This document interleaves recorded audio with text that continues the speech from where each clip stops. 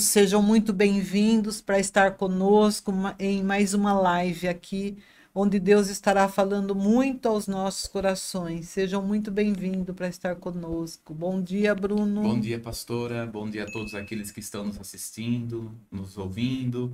Que a bênção do Senhor, que enriquece e não acrescenta dores, esteja sobre a sua vida, sobre a sua casa, sobre a sua família, em nome de Jesus. Amém. Gostaria de ler com você um texto na nossa devocional para estarmos meditando, que está no livro de Segundo Reis, capítulo 5. Eu vou estar lendo o versículo 1, no qual conta a história de Naamã. E ele diz assim: E Naamã, chefe do exército do rei da Síria, era grande homem diante do seu senhor e de muito respeito, porque por ele o Senhor dera livramento aos sírios. E era este varão homem valoroso, porém leproso. É muito claro esse versículo para nós. Um homem, um líder rico, tinha tudo sobre o seu controle. Interessante, né? Tudo. Ele Sim. estava sob o controle dele. Ele era um homem líder, poderoso, rico, chefe. Através dele, muitas batalhas foi ganha que o Senhor havia feito através da vida dele, mas tinha aí uma vírgula. Porém, leproso. Ele tinha todas as coisas sobre o seu controle, menos a lepra. Uhum. Interessante. Menos a lepra, que era o estado de vida no qual ele estava vivendo, mas ele não tinha controle sobre essa situação. Ele queria, se você ler, continuar lendo esse texto, ele queria ser curado da forma dele, do jeito dele, e as coisas com o Senhor não funcionam desta forma. E aí ele ouve, então, resumindo a história, um conselho ali da esposa, através de uma menina que foi levada cativa até a casa dele para trabalhar, que se ela conhecesse o senhor dela, ele seria curado. Então, ele concorda em ir. E o que ele faz na sua bagagem? Ele leva muitos presentes, ouro, muitas riquezas. Ele achava que ele poderia comprar a sua cura, mas não era dessa forma, ele não tinha o controle sobre essa enfermidade no qual ele estava vivendo. E aí ele enche então a sua bagagem de ouro, de prata, de muitos presentes e partiu para receber a cura. Mas o que Deus nos ensina através desse texto, resumindo, que Deus pediu duas coisas para Naamã e pede para nós hoje: Uhum. submissão e obediência. Que era aquilo que ele estava pedindo e tratou com Naamã e ele foi tratado, relutou um pouquinho, mas chegou naquilo que o Senhor esperava da vida dele para que ele tivesse a cura. Duas coisas: Uhum. obediência, submissão e obediência. É isso que Deus pede para nós também, um coração submisso e obediente àquilo que Ele tem para nós. As demais coisas vêm por É. acréscimo. Mas sabe o que eu acho interessante nessa história, pastora? Quando a gente começa a meditar, né, na história de Naamã, é uma das histórias assim tão lindas. Primeiro assim, né? Ele tinha uma armadura forte, poderosa, né? Mas detrás dessa armadura, embaixo dessa armadura, que tinha lepra, porque ele não tinha controle. Lepra na Bíblia representa pecado, né? Lepra na Bíblia representa aquilo que muitas vezes a pessoa não tem controle na vida dele. Uhum. Como é que ele começou? Os processos de que ele começou a ser curado. Primeiro, ele expôs a sua lepra. Uhum. Né? Quem é que sabia da lepra? A família dele, Só a família. a menina, né? É, mas ele expôs. Então, o primeiro ponto para alguém ser curado é mostrar a Uhum. lepra que tem. O primeiro ponto que ser curado é expressar a lepra, jogar para fora. E depois, aí ele começa a trazer outros passos. Ele foi até aquele quem podia trazer cura. Ele foi até um profeta. E o profeta, a direção de Deus na vida do coração, né? Ali do profeta, falou assim: olha, vai até o Rio Jordão, que era um rio Tietê da época, É, sujo. sujo. dá 7 mergulhos lá. Né? Dá 7 mergulhos. E ele poderia escolher qualquer outro. Ele poderia, porque até ele pensa, né? Por que ele não fala para mim em um outro rio, mas tem que ser lá no Rio Tietê? É. Misericórdia, né, pastor? Tantos rios limpos lá, né? E foi É, escolher justo bonito. esse. O rio, oh, meu Deus, acabei de falar agora. Jordão. O Rio Jordão. Né? Que é um rio bastante significativo, né? Jesus foi batizado no Rio Jordão. O Rio Jordão, ele se abriu quando a arca passou, né? Então, nós vamos ver vários processos do rio ali, né? E aí, quando ele vai para aquele rio, e ele vai... Aí, o que acontece com ele? Não foi porque ele foi 7 vezes. Mergulhou 7 vezes. Aí entra a obediência. Obediência. Ele foi curado pela obediência. Quando é que alguém é curado? Pela obediência. Submissão, né? É. Submeteu, né? A Por isso ordem. que ele submergiu, né? É. Submergiu. E essa submersão é submissão que Deus queria trabalhar no coração dele. Confissão, submissão, obediência traz cura. Porque quebra o nosso ser, né, pastor? Quebra o orgulho, né? Por isso que a palavra fala: confessai os vossos pecados, as vossas culpas, e sereis curados. Então confessa, se abra para a presença do Senhor e certamente Deus vai fazer coisas extraordinárias. É linda essa história, pastor. Essa história é maravilhosa. Por isso que não tem nada insignificante na Bíblia, né? O que tem para nós, né? E ele dá a direção certa. Sim. Deu a direção certa para Naamã. Para Naamã, exatamente. Ele só precisava obedecer os passos. Sim, a obediência. Obediência. Muito bem, né? Você que está nos assistindo, compartilhe esse vídeo com mais pessoas, para que a palavra possa chegar para uma quantidade de pessoas, mais pessoas, em nome de Jesus. Amém? Amém. Nós estamos aqui com o tema tipos de galardão, né? Nós estamos aqui estudando sobre esse tema. Falamos ali na última vez, né, sobre a linha profética, mas estamos nos baseados aí em um texto. Lê para nós aí, pastora, né? Apocalipse, capítulo 22, no verso 12. Eis que venho em breve. A minha recompensa está comigo, e eu retribuirei a cada um de acordo com o que fez. Olha aí, ó. Eis que venho em breve. Que coisa tremenda.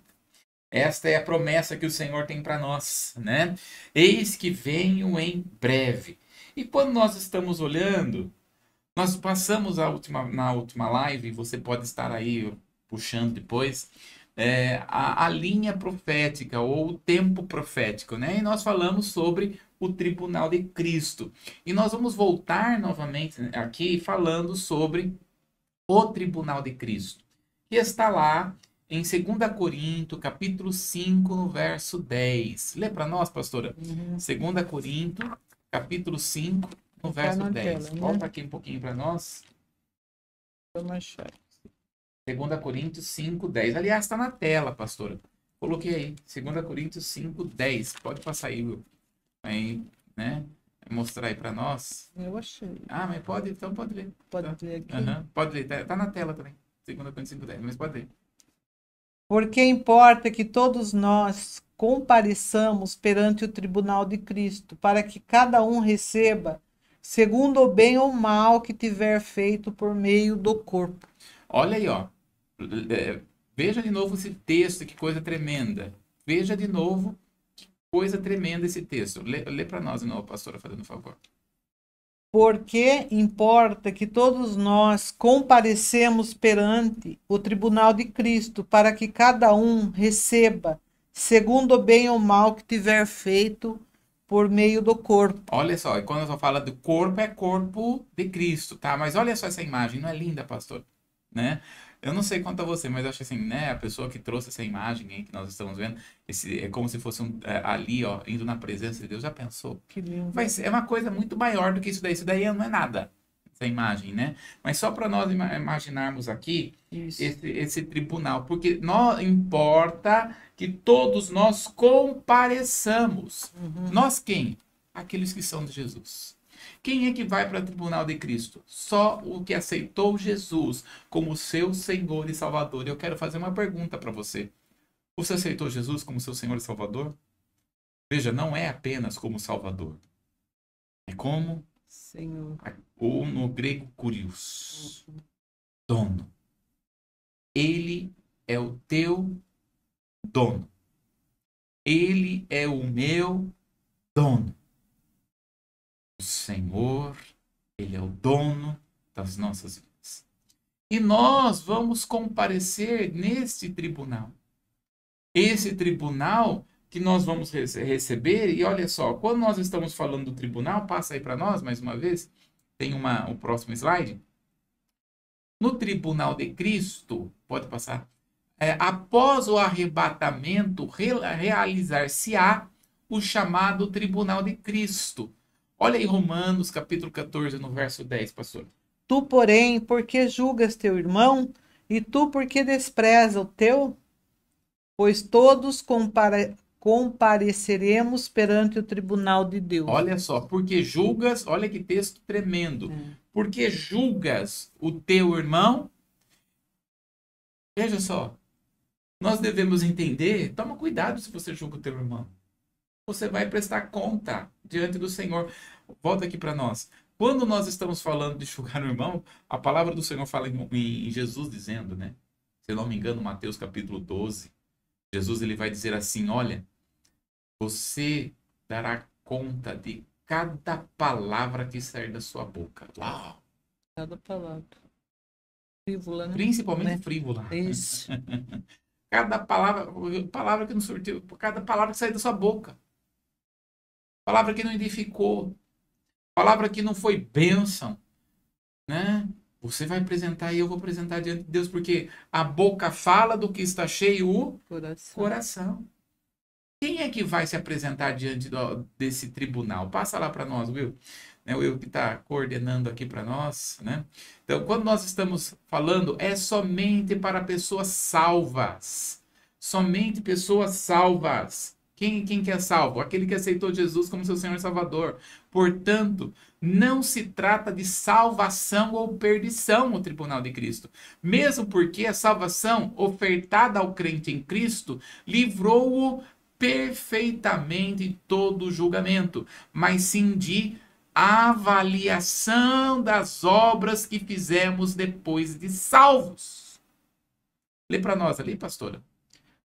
Todos os salvos estarão frente a frente com o Senhor Jesus Cristo. E de acordo com a palavra de Deus que diz que não há nada encoberto que não seja revelado, acontecerá no céu e serão julgados os salvos em Cristo por suas obras. Olha aí, ó. Serão julgados. Seremos julgados, ou seja, julgamento aqui, veja, esse julgamento não é para a perdição. Todos os que vão para o tribunal de Cristo é porque já estão salvos. Você levantou a mãozinha para Jesus, né? E falou, Senhor, eu te aceito como meu Senhor e Salvador. Você já fez isso? Não. Corre e faça isso rápido. Né? Porque quem que vai ser salvo? Aquele que confessa. Todo, pois, aquele que confessar que Jesus é o Senhor, olha aí, confessar, falar que Jesus é o Senhor, este será salvo. Salvo. Você tem que ter testemunhas, 2, 3 testemunhas que está ali. Então, todos nós seremos e estaremos na presença do Senhor ali. E quando nós estamos falando, né, de sermos salvos, Apocalipse 4, passa aí para nós, Will. Próximo slide.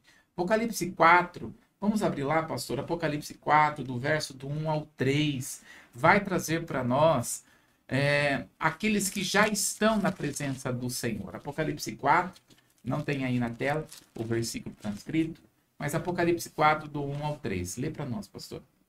Depois dessas coisas, olhei e eis que estava uma porta aberta no céu. E a primeira voz que, como de trombeta, ouvira falar comigo, disse: Sobe aqui e mostrar-te-ei as coisas que depois destas devem acontecer. E logo fui arrebatado em espírito, e eis que um trono estava posto no céu e um assentado sobre o trono. E o que estava sentado era na aparência semelhante à pedra de jáspio e de sardônica, né? E arco celeste estava ao redor do trono e era semelhante à esmeralda.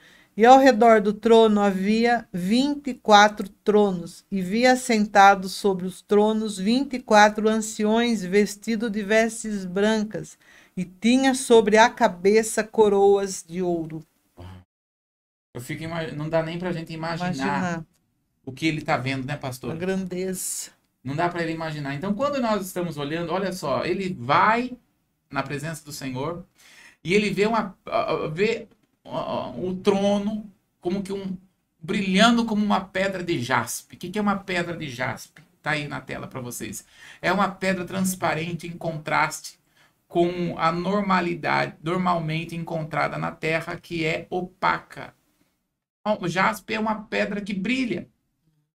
Jaspe é uma pedra brilhante que reluz, né? Agora veja, ele vai, quando João vai, ele vai para a sala do trono. Olha que coisa tremenda. Já pensou uma coisa dessa? Ele vai para a presença do Senhor. E quando ele vai para a presença do Senhor, quando ele tem ali, ele encontra o Senhor com essas pedras preciosas, né? E quando ele vai ali, ele vai ver os anciões, né? Ele tem a visão dos anciões. Apocalipse 4, no verso 4, a palavra do Senhor está aí na tela. Lê para nós, pastor, Apocalipse 4, 4, está na tela. Uhum. E ao redor do trono há também 24 tronos, e assentado neles 24 anciãos vestidos de branco, em cujas cabeças estão coroas de ouro. Uhum. Então, olha só.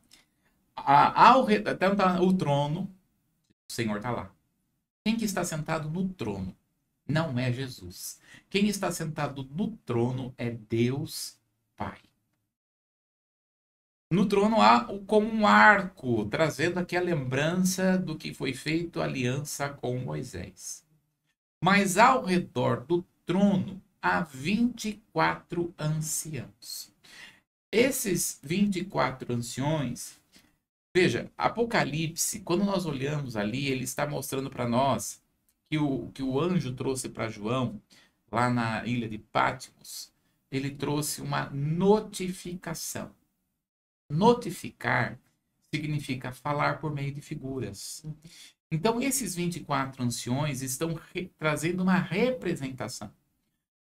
A priori, dá-nos a entender que essa representação mostra as 12 tribos de Israel, povo do Velho Testamento, e os 12 apóstolos, que está representando a igreja. Tanto um como o outro estão com coroa, os 24 anciões, porque 12 mais 12 dá 24. Os 24 anciões. Há alguns que dizem assim, olha, na verdade, esses 24 anciões, eles estão representando a igreja completa. Estão representando a totalidade da igreja. Mas o que é importante aqui para nós é que esses 24 anciões estão com coroas. O que é essas coroas? Representa aqueles que já passaram pelo tribunal de Cristo. Representa aqueles que já passaram, ou seja, lembra da linha do tempo que nós falamos, do calendário profético, arrebatamento, logo após o arrebatamento, tribunal de Cristo. Tribunal de Cristo é o lugar onde se entrega as coroas. Ou seja, nesse momento já está mostrando que já se entregou, Jesus já entregou a eles a coroa, entregou o galardão, entregou as peças, ou o galardão representa aquele que faz o pagamento. Então representa que Jesus já fez o pagamento para cada um deles. A obra de cada um deles. A coroa. Acontece, o que será que vai ser feito com essas coroas? Lê para nós o verso 9 do capítulo 4, pastor. Apocalipse. E quando os animais davam glória e honra e ações de graça ao que estava sentado sobre o trono, ao que vive para todo sempre. Olha só, um pouquinho mais, lê o verso 10. Os 24 anciãos prostravam-se diante do que estava sentado sobre o trono, adoravam o que vive para todo sempre e lançavam suas coroas diante do trono, dizendo: Digno é o Senhor de receber glória e honra, poder, porque tu criaste todas as coisas e por tua vontade são e foram criadas. Olha que coisa tremenda. Então, olha aí a imagem. No tribunal de Cristo recebe-se a coroa, o pódio. Mas, quando eles olhar, e aqui é coisa tremenda, né? E o que nós vamos fazer com essas coroas no céu? O que nós vamos fazer com coroas, com um galardão de Deus lá no céu? Pastora, imagina assim. Jesus na sua presença. Você vindo até Jesus. Jesus vindo na sua presença. Frente. Olha só. Visualiza isso. Eu não sei como você visualiza Jesus, porque cada um visualiza Jesus de um jeito, né? Mas visualiza... Como que você visualiza Jesus? Como que você vê Jesus? Como que seria Jesus para você? Cabelos brancos, roupa branca até no pé, um cetro na mão de autoridade, olhos de fogo mesmo, barba. Olha só. Resplandecendo luz. Olha só. Que é uma figura, né? É uma figura. Porque a gente não imagina, né? Nem como tem que como é imaginar, Jesus, né? Mas, assim, eu vou falar como eu imagino, né? Eu imagino Jesus jovem. Você vê? Pra mim, Jesus não tem cabelo branco. Eu vejo um Jesus, assim, com volta de seus 33 anos, sabe?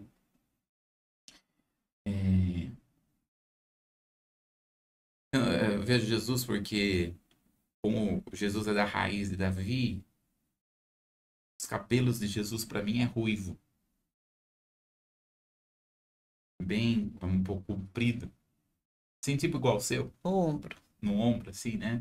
Porque Jesus fez voto de Nazireu. Né? A gente vê que Jesus, ele fez o voto de Nazireu, então tinha que ter cabelo comprido.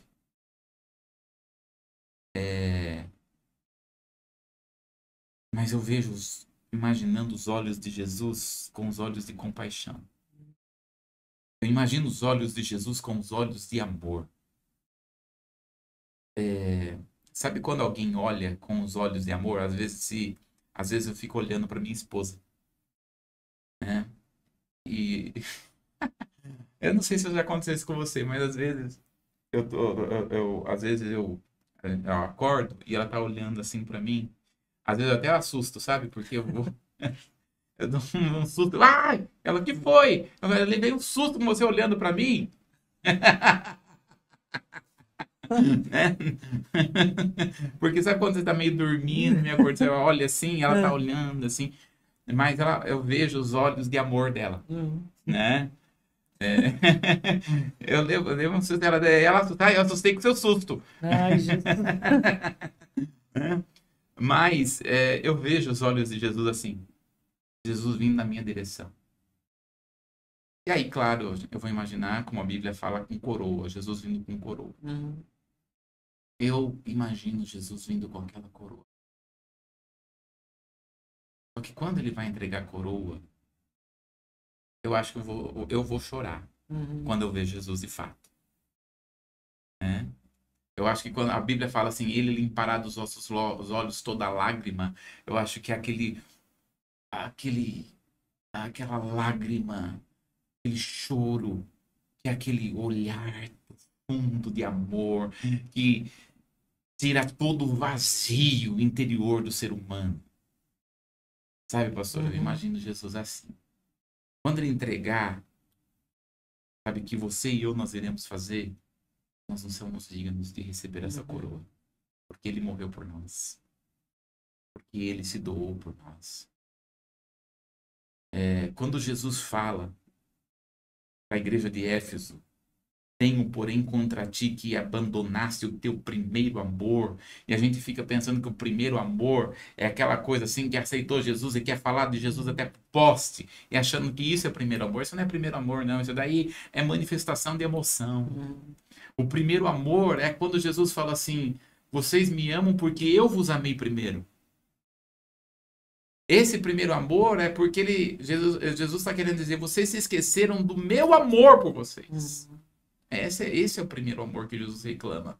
Vocês se esqueceram que eu amei vocês primeiro. Vocês se esqueceram da obra que eu realizei por amor a vocês. Esse é o primeiro amor. Não é esse primeiro amor, ilusão de falar, de ter querer falar de Jesus para até para porta. Não, isso daí é emocional. Mas o primeiro amor é você ter essa constrição, você ver o que Jesus fez na cruz do Calvário. E aí, então, todos nós, olhar para Jesus, chegaremos nele e devolveremos a coroa para ele. Devolveremos o galardão para ele. Esse é o primeiro amor. Esse é o amor verdadeiro. Esse é o amor. Esse é o galardão verdadeiro. Então, tem muitas pessoas que falam assim, nossa, eu acho que o irmão terá uma coroa enorme, outro vai ter uma coroa pequena, outro vai ter uma... Na verdade, o que a gente vai fazer com o galardão do céu se tudo a gente vai ter lá, gente? A gente vai ter a coisa mais preciosa que é Jesus. Nós entregaremos de volta. Porque só ele é digno de ter coroa. Só ele é digno de ter o verdadeiro galardão. E lá verdadeiramente entenderemos o que significa por ele, para ele e para a glória dele. Que coisa linda, né, pastora? Aquilo que Deus realmente vai transformando, edificando e transformando o nosso ser. Né? Então, quando nós estamos falando de galardão, ele vai entregar o galardão para cada um de nós, mas vai ser um devolver para ele o louvor e a glória. Porque ninguém é digno de ter coroa, a não ser o próprio Jesus. Lindo, Coisa linda, né? Linda. E volta naquele versículo, que por ele e para ele são todas as coisas. Exatamente. Né? Na próxima live que nós iremos fazer, nós iremos entrar, então, nos significados do galardão e que o galardão Deus tem para realizar e entregar para nós. Amém? Ele vai entregar, mas nós vamos devolver. Mas devemos aqui, a Bíblia traz para nós que tipo de galardão cada um vai estar recebendo. Coisa tremenda. Tremendo. Amém? Amém. Glória a Deus. Até a próxima, em nome de Jesus, né, pastor? Até a próxima. Bom dia. Pensa bem nisso que foi falado nessa manhã. Deus te abençoe.